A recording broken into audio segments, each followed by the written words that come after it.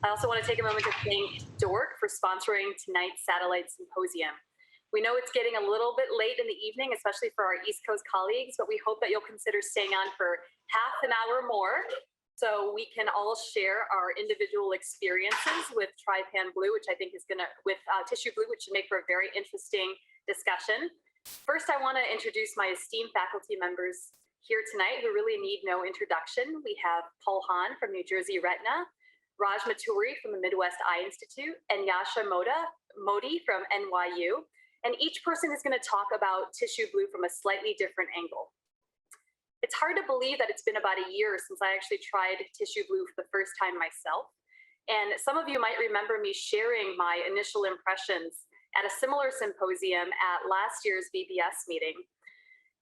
TissueBlue offers many advantages, is what I've learned over the past year, and I know that Raj and Paul and Yasha are going to highlight some of those in their talks tonight.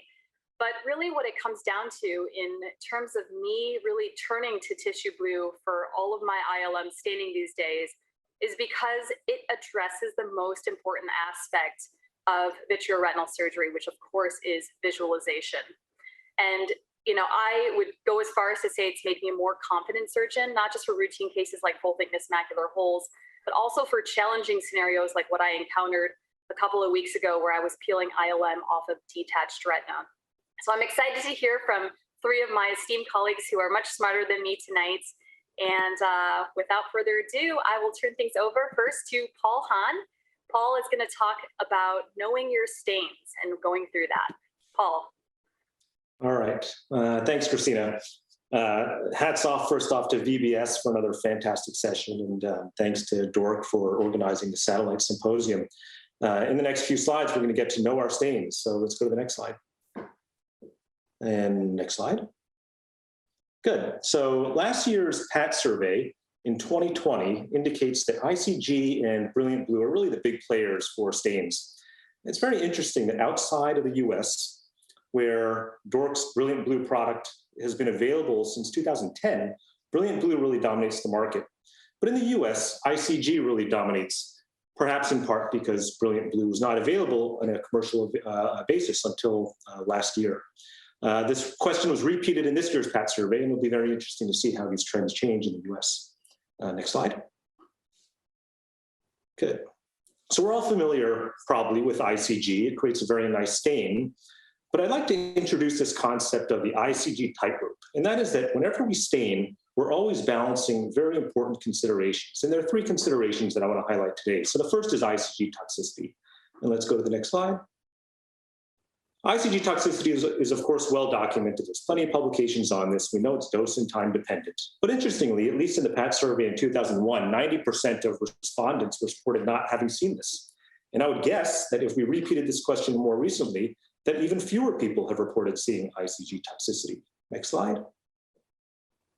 But let me show you a case here. So this is a case of a macular hole, preoperative vision 20/100, underwent surgery outside of my practice. Nice surgery, ILM peel with ICG, SF6 gas, post-op month 1 close, hole closure, which persists out to post-op month 9, and a modest improvement in vision.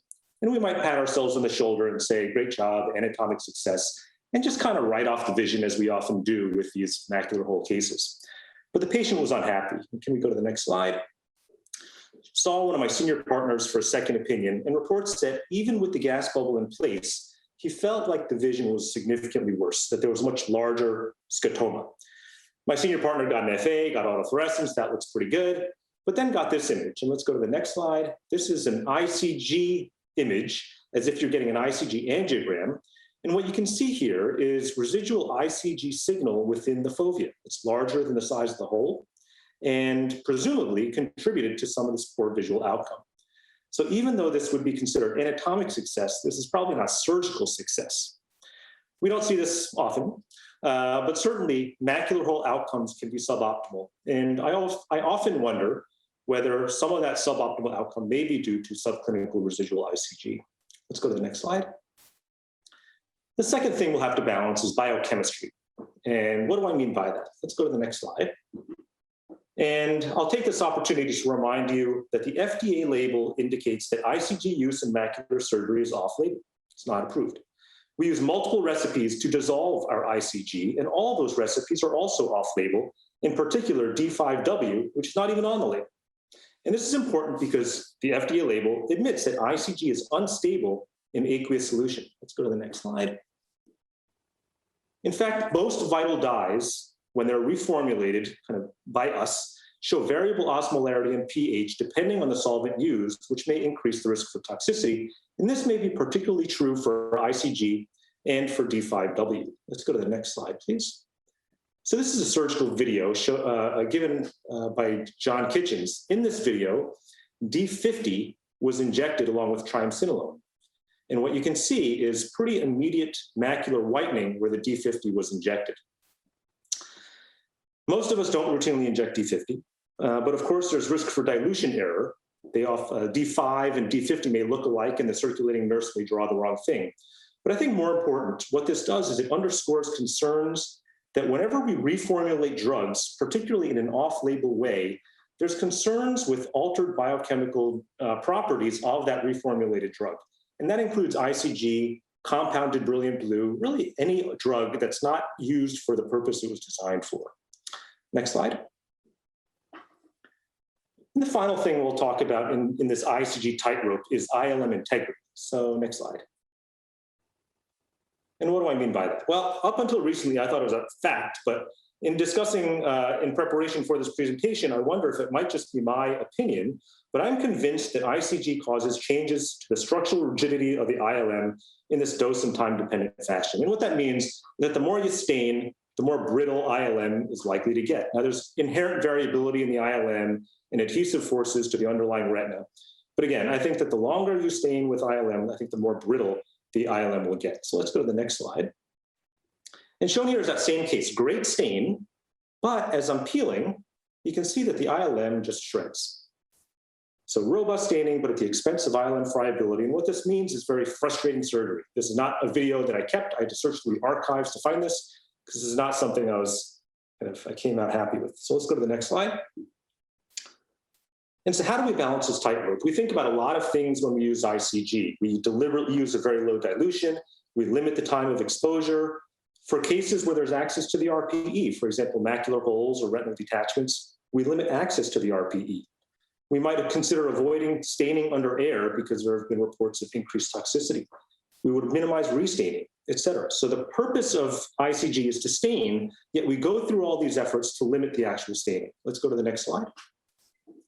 And this is what I like to do. So this is a membrane peel. I am peeling the ERM negatively stained by the ICG. I'll then do a double stain with ICG. I like to do this using the vitreous cutter where I reflux onto the surface of the retina. There are a lot of advantages of this foot pedal control. You can put it tangentially, but the biggest advantage, in my opinion, is that you can remove the ICG immediately. There's no instrument exchange. And again, that allows you to avoid or to balance that tightrope. What that means, though, is that you get barely visible stain, and that's what I like to see. You can barely see that green, but when I'm peeling off that membrane, that ILM around the fovea, I can peel it off more likely as a sheet of ILM versus shredded ILM. And I can also avoid potential risks for toxicity and biochemical imbalances and so forth. Next slide. And so this is the ICG tightrope. We want to stain, yet we have to consider all these other things. And I'd like to contrast this to the following. Let's go to the next slide, which is this concept of the wide path afforded by TissueBlue. It has an excellent safety profile, physiologic biochemistry, and preserves ILM integrity. And next slide, please. TissueBlue is, of course, Dutch ophthalmic's Brilliant Blue G, which is the safest of the vital dyes studied. It doesn't alter ILM properties, and some people report that the ILM becomes thicker with Brilliant Blue, but that is likely the native or true feel of the ILM and not the brittle feel that we may be used to with ICG.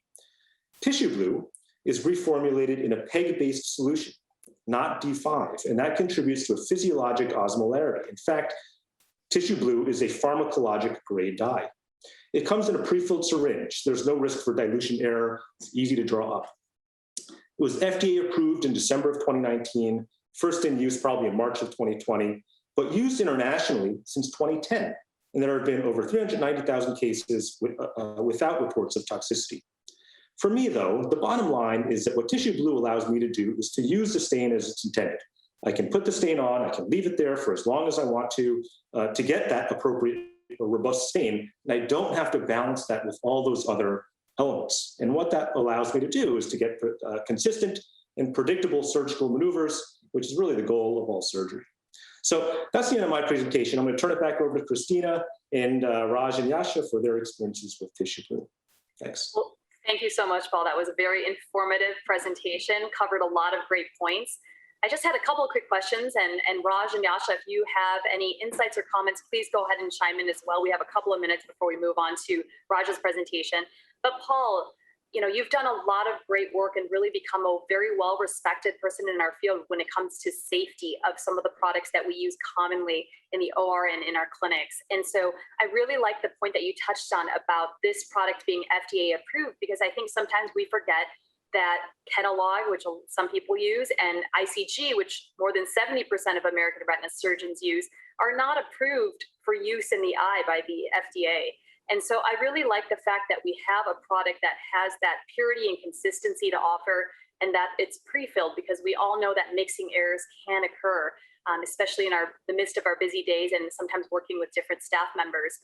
But I wanted to ask you, some people have also used Brilliant Blue G for a number of years now that they were receiving as a compounded formula. Can you comment on the differences between that and TissueBlue? Yeah, this is Raj. I've been using Brilliant Blue G, compounded by a hospital pharmacy for the last 20 years. And we have been using that till TissueBlue became available. And once the FDA product was available, we all switched to it. There's really not a whole lot of difference in my mind between the two. They both work the same. They both stain ILM exclusively and not ERM, which I actually like because I know where to start my peel. I start at the ILM junction and then just take the ERM with me till I get to the other side, and then usually the fovea is taken care of. There have been a few companies that have made Brilliant Blue with heavy water, deuterium, and that seems to work well, but PEG works really well too. It nicely comes to the back of the eye and stays there. And I've found that to be supremely helpful. I used ICG for the first few years. I had one toxicity case. And since that happened about 17 years ago, I just moved to TissueBlue. I think if any of us have one case of this sort that can be avoided, it's hard, at least for me, to go back to that because of it. Yeah, I think those are some great points that you made, Raj. And I'll just add, I have a couple of friends in town who were using compounded Brilliant Blue G for a number of years now for staining ILM, and we're very happy with it. And a lot of them have tried TissueBlue and feel that the efficacy is comparable. However, I think going back to the issue of safety, I really like the fact that we know exactly what we're getting. There can be variability when we're talking about compounding. Additionally, there's another opportunity to introduce infectiousness and contaminants in that as well. And I believe that there have been studies that have looked at the purity and consistency of compounded Brilliant Blue G, and it's all over the map, to be honest. And so I really like the fact that we now are knowing exactly what formulation we're getting each time. I think that's one of the big advantages. So, yeah, Christine, just quickly, I completely agree. And I think there's always variability when using a compounded product. I talked about some of the biochemical variabilities, but like you mentioned, there's variability in the potential safety profile. And for most people, for most cases, it probably doesn't matter. But there's evidence, for example, that there's variability in the Avastin that we might use. Just like in the complications section of the VBS session, the best way to deal with complications is to avoid them. And the best way to avoid them is take out those variabilities. Yeah, absolutely. So we're going to go ahead and move on now to Raj Maturi's presentation. He's going to talk about improving efficiency in the OR, very important topic. So one of the nice things I liked about using TissueBlue is it comes pre-sealed in one nice vial. And I don't have to worry about sucking it into my cutter, putting it in and taking it out right away, as Paul showed, to make ICG safe. So you can play the video. This is my scrub, just getting the vial as is and opening it, putting her cap on. And I've just about finished my core at this point. I get it. I literally inject it in the eye. And that's the key. I use my wide angle viewing system to do the injection. And then while we are switching to a flat lens, and that's what the nurse is giving me now, getting the flat lens set up, this entire time, the TissueBlue is on the eye doing its job. And now I can go in, suck it out, and go on with the case. It literally takes no time. It's just that 1 second when you're pouring it in. And this is another view showing exactly how it falls in nicely to the back of the eye. I find that making it doing this case this way really minimizes time. It minimizes any effort, and that 20 seconds or so it takes to switch and go to a flat lens, you can have your stain done in that time.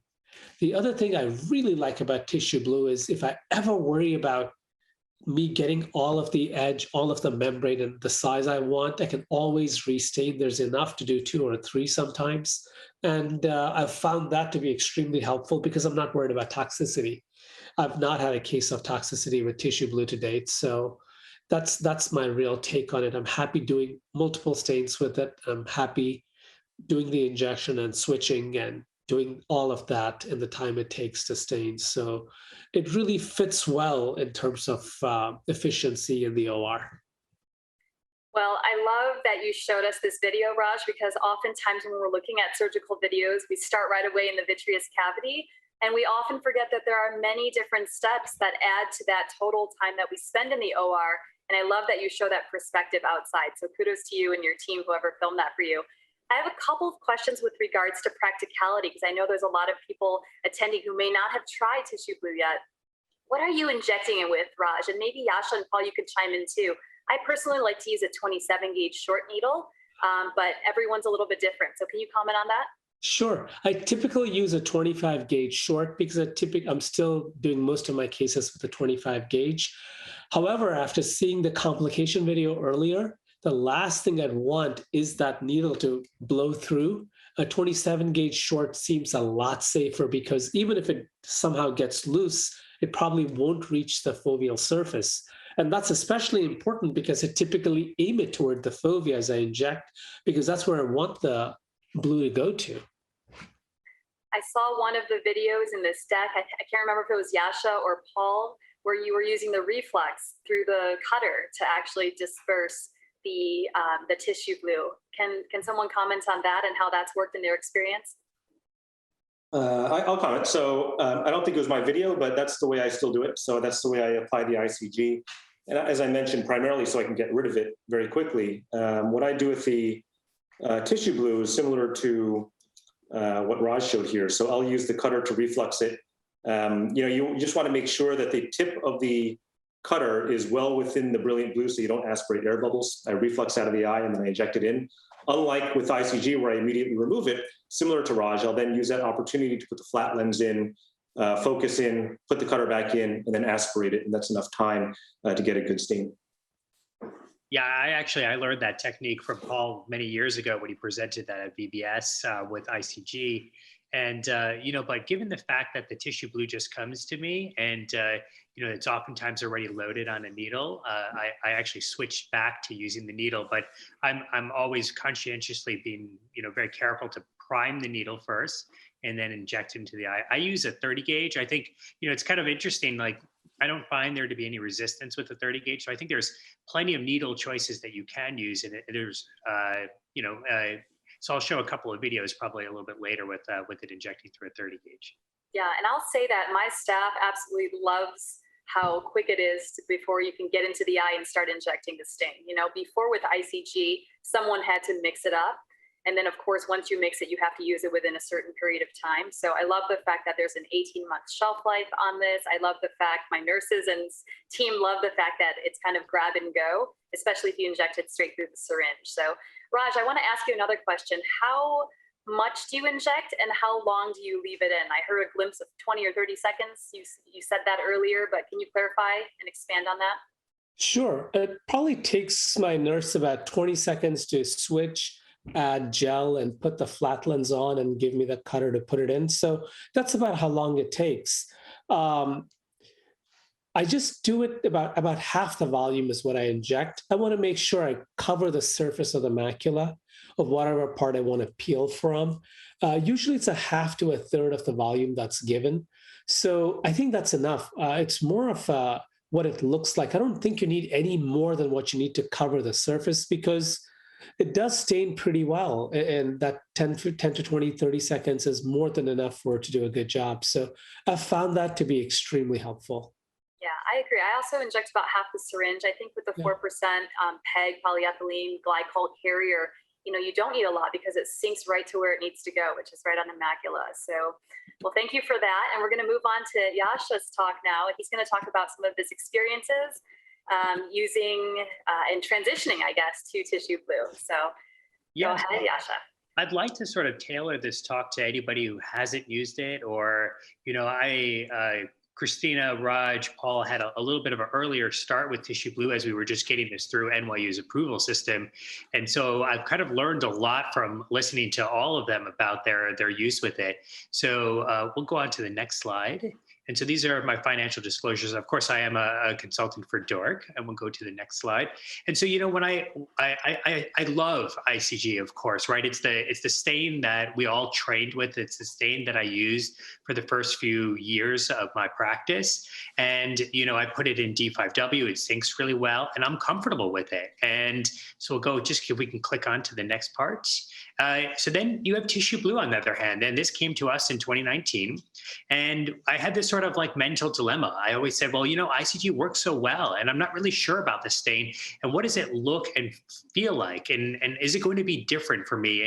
And, as we're, as nascent surgeons, one of the things that we get particularly concerned about is that peeling the ILM, trying to obtain perfection, especially think about those 2025, 2030 ERMs. We just want control of every little element, especially, when we're thinking about making switches. And this can be one barrier to entry with TissueBlue. And so we'll go on to the next slide. So then the question is, well, why did I switch? And I switched because I kind of like to try something new. When people present a new technique, I like to try it in the right circumstance, and we'll keep clicking on, Christina. And so the stain is reproducible. And I would say, Raj is a very, very experienced surgeon. He's been using this for a long time. I actually leave it in the eye for about a minute because I think it yields a really, really good stain. And I actually learned that from Paul. And I think that's a really great place to start. And as you get more comfortable with it, you could start peeling back the time to 20, 30 seconds. We'll click on. And I worry less, and I think a lot of what Paul says really holds water here is how long do I leave it in the eye? I'm not so worried about just putting it on the retinal surface and taking it off. I'm less worried about exposure to light. And then, for all of us who are in fellowship training programs, time to macular peeling. We know that macular peeling in the first year fellowship is significantly longer than in the second year of fellowship. And there was a certain anxiety that I had while watching the cases go on 15, 20 minutes with ICG on the retinal surface. So there are certain practical similarities. ICG, TissueBlue, they both sync equivalently, especially when we use it with D5. And of course, that's off-label. They're both easy to remove, but I'm obviously less obsessed with TissueBlue removal. I remember my fellowship mentors always saying, keep staying on the aspiration, make sure you get all of the ICG out of the eye. And I'm less concerned about that with TissueBlue now. And ILM staining is excellent for both, but I didn't really appreciate this initially. I want to show you a couple of photos of the practical differences. Sort of obviously TissueBlue, it stains blue, and this is obvious to us. But if we look at it, these are two different slides, one with ICG, one with TissueBlue. And my initial impression is that when I take a look at this, Christina will just click, is that the TissueBlue is maybe less blue to me initially than the ICG is green. So we'll click onto the next slide.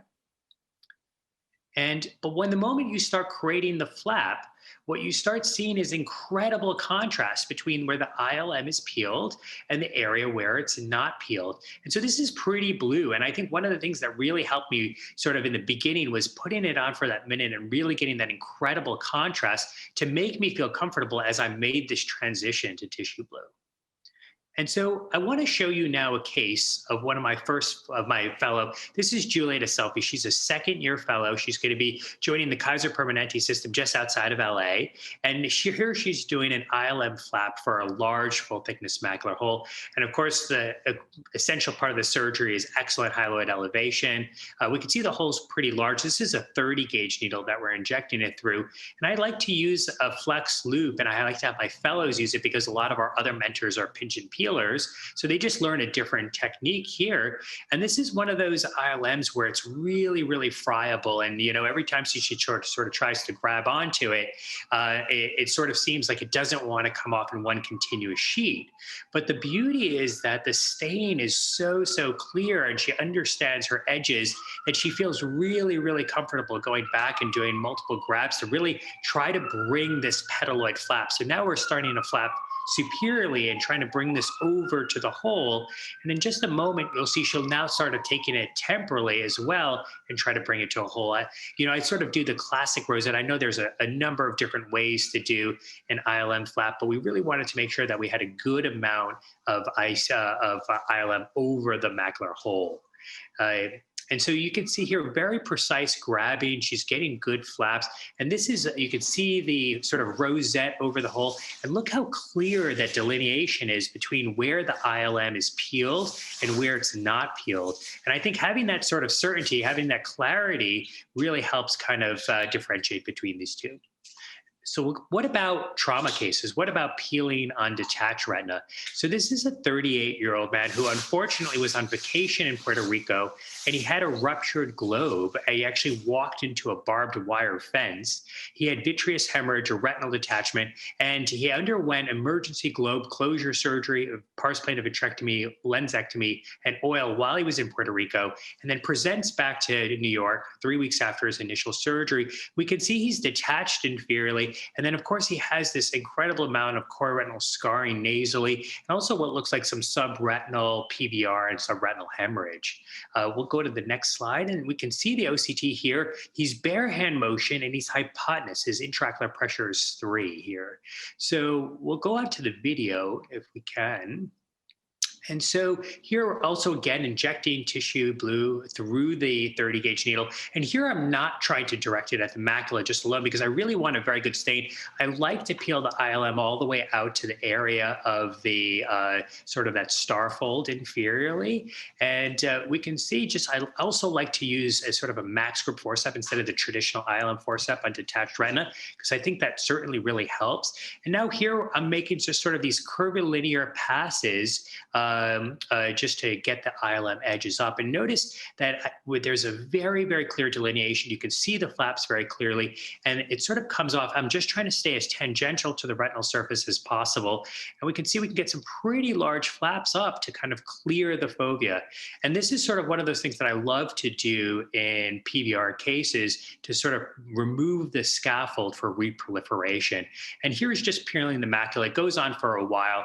I end up peeling it all the way out to the area of the to the star fold. And the beauty was I didn't need to restain. Just that amount of TissueBlue that I placed down, like in the periphery, was enough to allow for adequate staining all the way out. So the patient ultimately did undergo a retinectomy because there were stretch holes in the periphery. And this is what the patient looks like on post-op week 2. I did have to remove that entire nasal retina where all that subretinal PVR was. If we have an OCT, you can see that there's significant damage to the retina, likely probably from the initial trauma. The outer nuclear layer is very thin. The external lamine membrane and ellipsoid zone are missing. And the vision is count fingers. And the patient's overall quite happy. And we sort of avoided a sort of a pre-tisical situation with the intraocular pressure improving up to 14. So of the panelists, how many of you, this came up at VBS today? I thought it was sort of fascinating. I sort of thought it was a foregone conclusion that in PVR cases, I was just going to peel the ILM across the macula, and only to realize that there was a diversity in practice patterns. Christina, what's been your experience with using TissueBlue on detached retinas?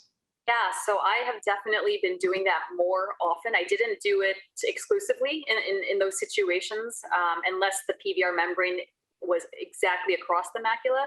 But I really think there's great data to suggest that the outcomes potentially might be better with the ILM peeling. And that really goes back to the statement I made in the beginning, Asha, in that, the better you can see, the more confident you feel about going and, doing those extra steps, right? We always talk about surgery doing the fewest steps possible. Each time you go down and grab more ILM, there's a chance that some untoward events can happen.